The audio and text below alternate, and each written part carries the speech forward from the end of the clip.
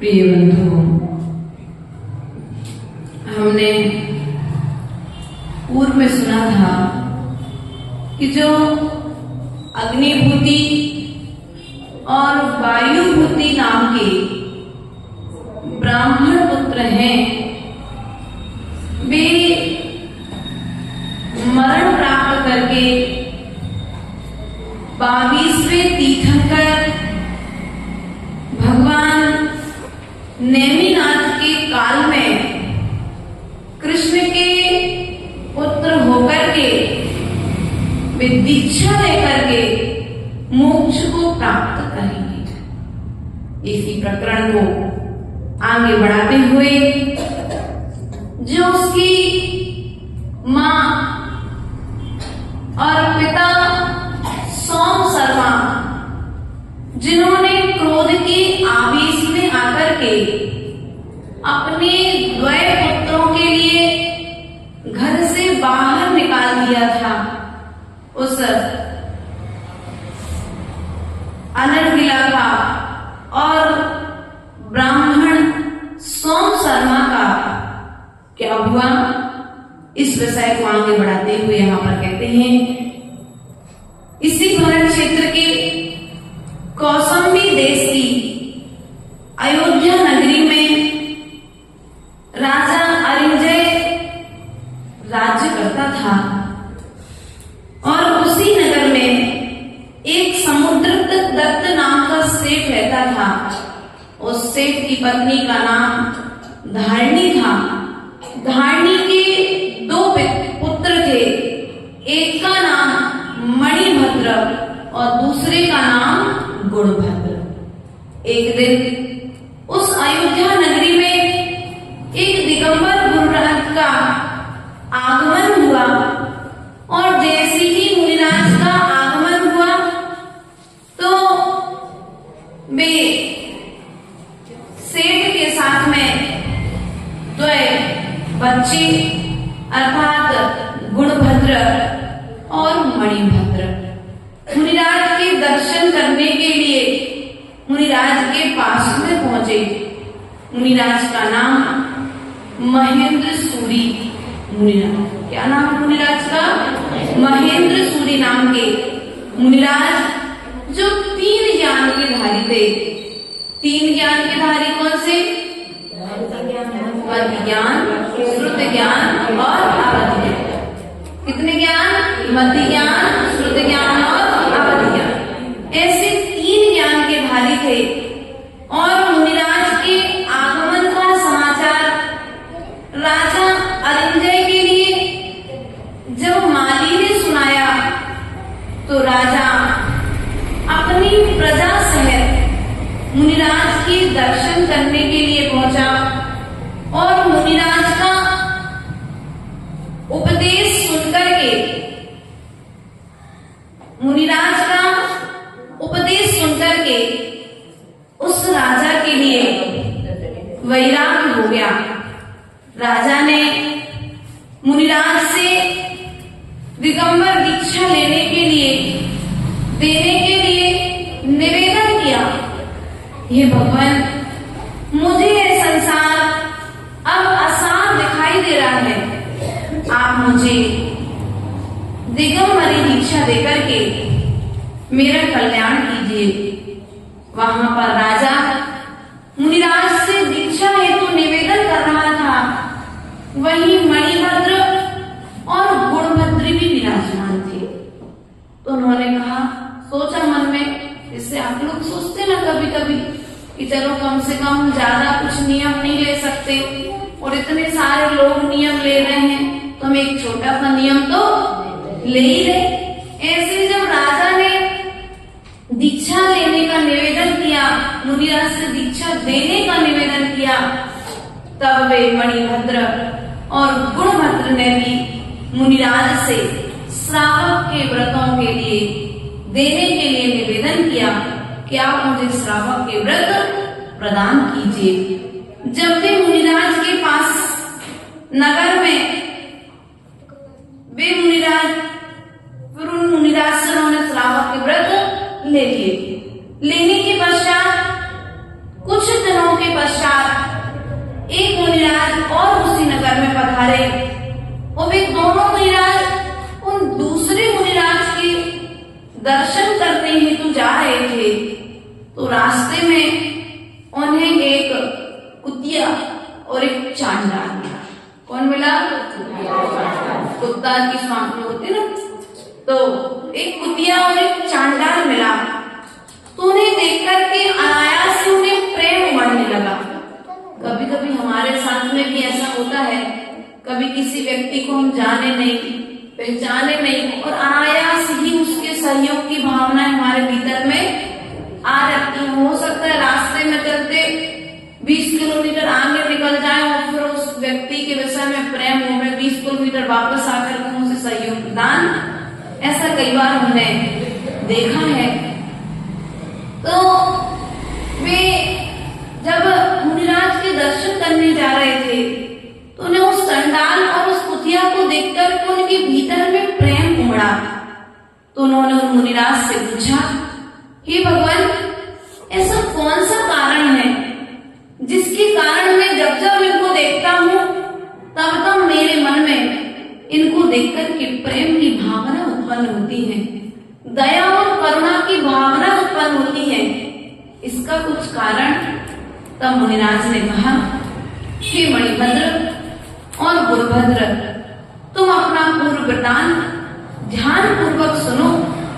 जब तुम पूर्व में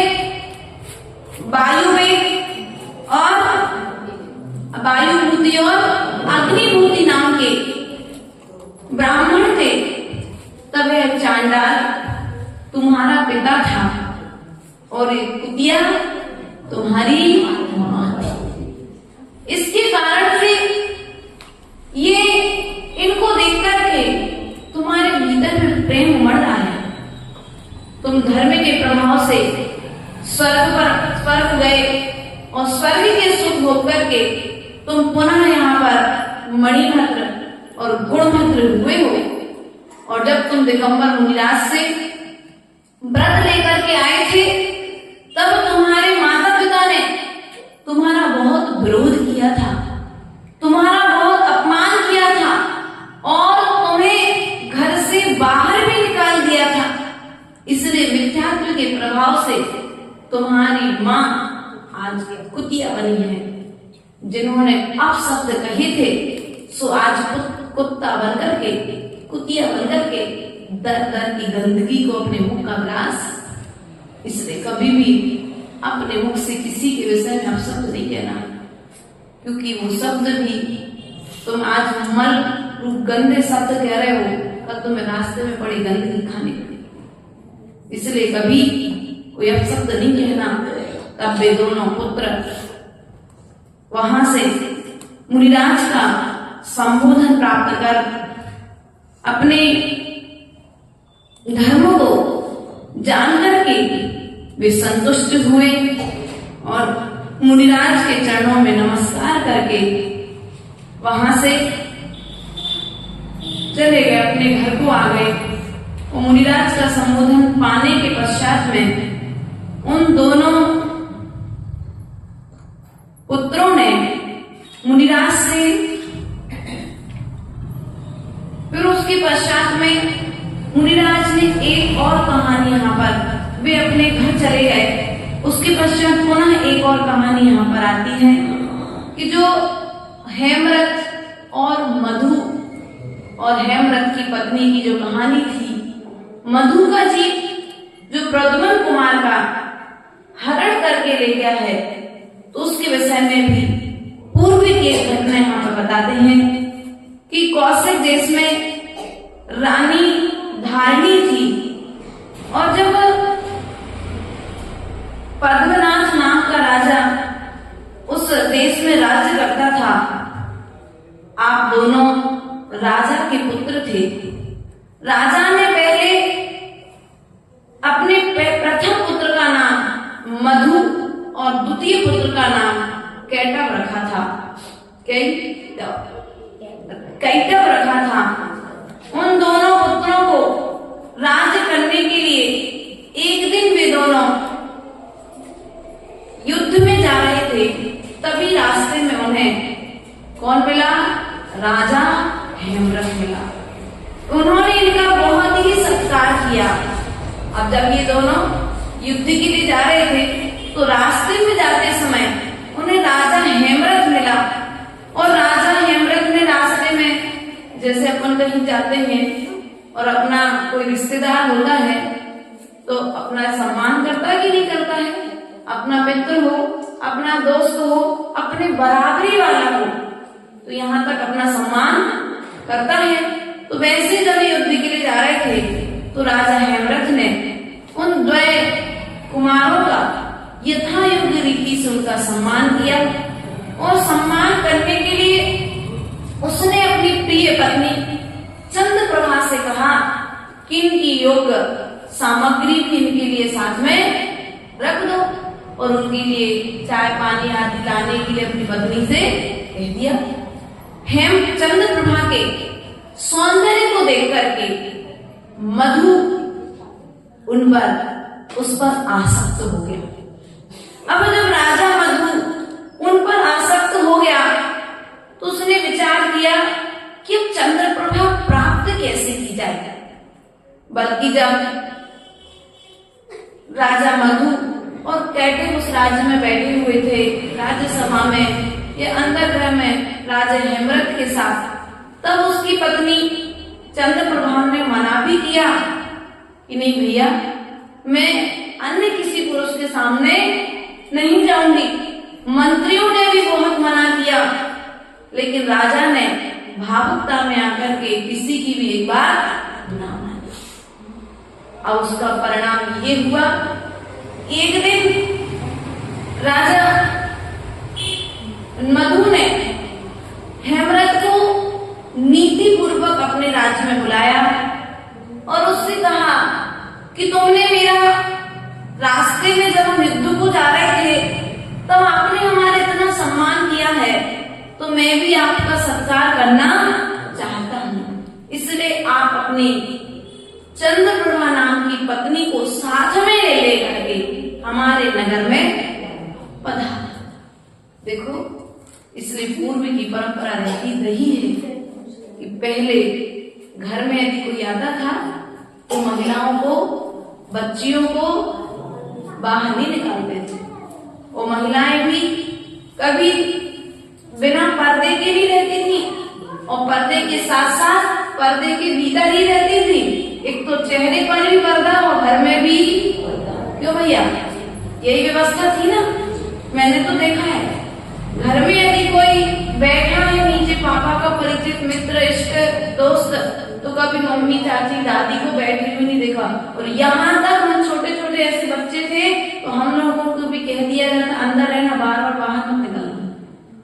बल्कि कोई मतलब गड़बड़ की कोई चांस नहीं किया, कोई व्यवस्था बिगड़ी, ऐसा कोई नहीं था। लेकिन फिर भी नियति का नियम कब परिवर्तित हो जाए इसका कोई भरोसा। जैसा राजा हेमरथ के साथ हुआ, शायद कहीं ऐसा तुम लोग के साथ ना हो जाए। इसलिए अपनी बच्चियों को आप लोग जो आज कार्य कर रहे हैं उस कार्य से रोकना नहीं है, लेकिन उस कार्य क्षेत्र में मर्यादित रखना है। चाहे बच्चा हो चाहे बच्ची हो, उन्हें स्वतंत्रता तो देना है लेकिन स्वच्छंदता नहीं देना।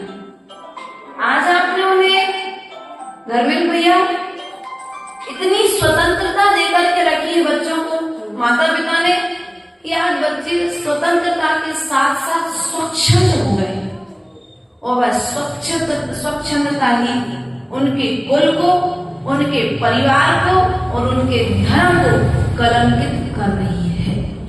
इसलिए स्वतंत्रता तो दें लेकिन स्वच्छंदता ना दें। ऐसा वह जब हेमरथ वहां पर राजा मधु के राज दरबार में पहुंचा तो राजा मधु ने हेमरथ के लिए बिल्कुल भी एहसास ना होने दिया कि वह किसी भी तरीके से उसकी चंद्रप्रभा नाम की पत्नी को चाहता है।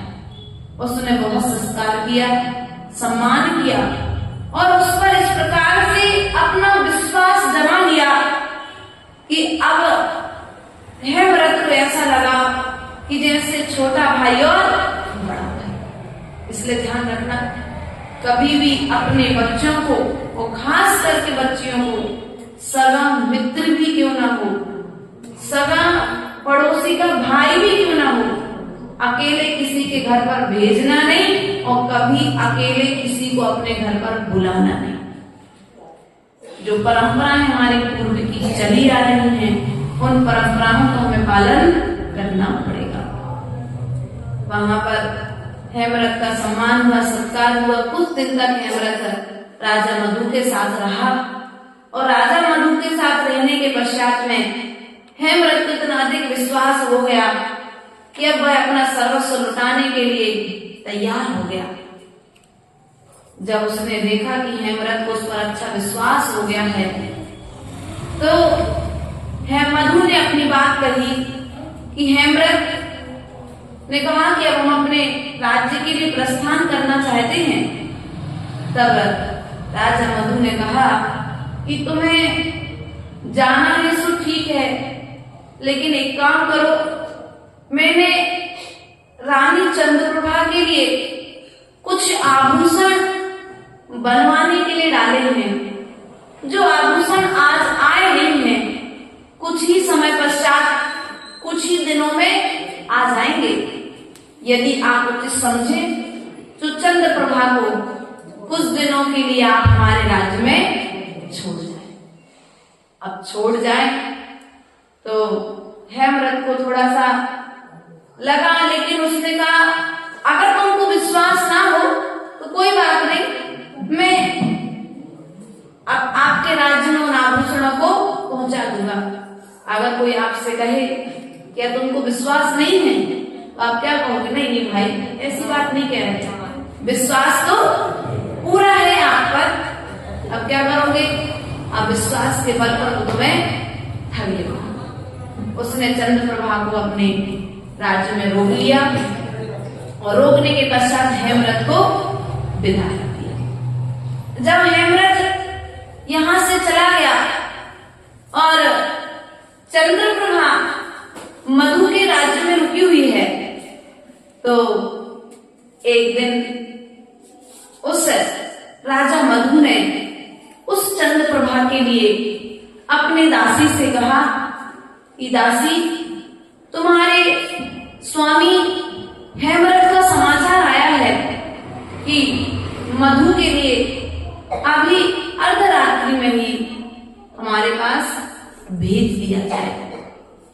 एक काम करो, राजा मधु का समाचार आया है, राजा हेमरथ का समाचार आया है, सो तुमको तुम्हारे राज्य तो जाना ही है और राजा मधु के पास में भी आपके आभूषण बनकर के आ चुके हैं। सो एक बार आप राजा मधु से मिलकर के अपने आभूषण स्वयं ही राजा से अपने पास ले लीजिए हेमरथ राजा के पास जाने के लिए प्रस्थान कीजिए। राजा मधु 7 मंजिला मकान, 7 मंजिला महल में विराजमान था। वह रानी को शंका हुई कि कुछ ना कुछ यहाँ पर गड़बड़ है। सो रानी ने अपनी दासी, दास, सैनिक आदि जो राजा हेमरथ छोड़ करके गया था उन सबको साथ में लिया। वह दासी भी उस चंद्रप्रभा के साथ में चली। और चलने के पश्चात में आधे रास्ते में ही उसने कहा, रानी, इसके आगे कोई दासी दास और हमारा भी प्रवेश निषेध है, इसलिए इसके आगे का रास्ता आपको स्वयं मात्र अकेले ही तय करना पड़ेगा। वह जैसे ही चंद्रप्रभा राजा मधु के कक्ष में पहुंची, राजा मधु ने उसे अपनी बातों में उलझा लिया और रिझा लिया। और फिर वह मधु और रानी चंद्रप्रभा दोनों एक साथ रहने लगी। चंद्रप्रभा के मन में बार बार विकल्प तो आता, लेकिन अब यहाँ पर भी वही सुख वैभव उसके पास में था। सो वह हेमरथ को कम स्मरण करती थी। राजा मधु को अपना कार्य सिद्ध होते हुए देख करके बड़ी प्रसन्नता हुई। बहुत समय बीत गया और बहुत समय बीतने के पश्चात में एक दिन जब वह चंद्रप्रभा अपने झरोखे में खड़ी हुई थी, तभी दाई मां रो रही थी। तो उस चंद्रप्रभा ने पूछा, मां आप रो क्यों रहे हो? तो उस दाई मां ने कहा कि बेटा रानी साहिबा, आप जिस राज्य की रानी है उस राज्य का राजा आज आपका नाम लेते हुए यत्र तत्र सर्वत्र विचरण कर रहा है और नगर के बालक बालिकाएं उसका मजाक उड़ा रहे हैं। कोई उसे पत्थर मार रहा है, कोई उसे गाली दे रहा है। अर्थात आपको छोड़ने के पश्चात आपके पूर्व पति हेमरथ की हालत बहुत खराब हो चुकी है। तब उस रानी चंद्रप्रभा के लिए बड़ा ही दुख हुआ। तब उसने उस दाई से कहा, आपने जो बात कही है इसका प्रमाण क्या है? सो दाई ने रानी को दूसरी तरफ ले जाकर के दिखा दिया। यदि आपको प्रमाण चाहिए तो आप अपनी आंखों से स्वयं दशा देख लीजिए। रानी चंद्रप्रभा को बहुत दुख हुआ, वह बहुत रोने लगी, लेकिन अब वह अपने आंसू दिखाने जाए तो किसको दिखाने जाए, क्योंकि गलती भी तो उसने स्वयं की थी। उसके पश्चात में जब उसने देखा कि राजा मधु उसके पास आ रहे हैं, उसने तत्काल अपने आंसू पहुंचे और आंसू पहुंच करके व्यवस्थित खड़ी हो गई। राजा मधु ने पूछा भी, क्या बात है? उसने कहा, कुछ नहीं, जैसे आप लोग करते ना, कभी कभी अपनी बात बताते नहीं हो, कुछ बातें पी जाते हो। उसी प्रकार से उस चंद्रप्रभा ने भी ऐसा ही किया। राजा जब रानी चंद्रप्रभा से बात कर रहा था, उसी समय राजा के पास में एक दास आया और उस दास ने आकर के राजा से कहा, भगवान, आप एक पुरुष को रस्सी में बांध करके लेकर के आया। राजा ने जब यह देखा तो राजा ने पूछा, इसका कारण क्या है? तो दास ने कहा कि भगवान, इसने पर स्त्री का सेवन किया है, इसलिए आप इसे दंड दीजिए। राजा कुछ बोलता, उसके पहले रानी चंद्रप्रभा बोल पड़ी, इसे कुछ दंड देने की जरूरत, क्योंकि इसने जो अपराध किया है वही अपराध तो आपने किया है। बस उसने इतने शब्द सुने थे रानी के कि राजा को वैराग्य। देखो, कहां तो पर स्त्री का सेवन करने के लिए राजा बैठा और कहां तो वैराग्य को प्राप्त हो गया। और वैराग्य को राजा जैसे ही प्राप्त हुआ वह बहुत दुखी हुआ, और राजा को जब रानी के अपमान को पाकर के उसे वैराग्य उत्पन्न हो गया। उसके पश्चात नगर में एक मुनिराज पधारे। उन मुनिराज का उसने पड़गाहन किया, और पड़गाहन करने के पश्चात में राजा मुनि ने मुनिराज का संबोधन सुना, और संबोधन सुनने के पश्चात में राजा मधु ने, उसके पुत्र ने, उसकी पुत्र वधु ने, बहू ने, और साथ में रानी चंद्रप्रभा ने क्या किया? इन्होंने, चंद्रप्रभा ने भी दीक्षा ले ली राजा, और वह राजा मधु मर करके प्रद्युम्न कुमार का जीव हुआ है वर्तमान में। इस प्रकार से, और वह जो हेमरथ था, हेमरथ जो उसका पूर्व पति था, वह मर करके व्यंतर हुआ, और चंद्रप्रभा मर करके कनकमाला हुई। अब आपके मन में प्रश्न आया, एक कनकमाला कौन है? अरे सुनो, अब तुम बता दोगे तो हम क्या बताएंगे। कनकमाला कौन है? कनकमाला जो तक्षक पर्वत पर राजा काल संबत की पत्नी, कौन है? कनकमाला। वह कनकमाला मेघकूट नाम के राजा की पत्नी है। और उस अब वह जब यह हेमरथ का जीव उसे पर्वत पर छोड़ करके आया है, तो यह काल संबत और कनकमाला उसे लेकर के अपने घर में आई है, और अब ऐसे उस जीव का वहां पर पालन हो रहा है। तो हम पुनः इसी प्रकरण को कल पुनः प्रकाश डालेंगे। बोले भगवान महावीर स्वामी की जय।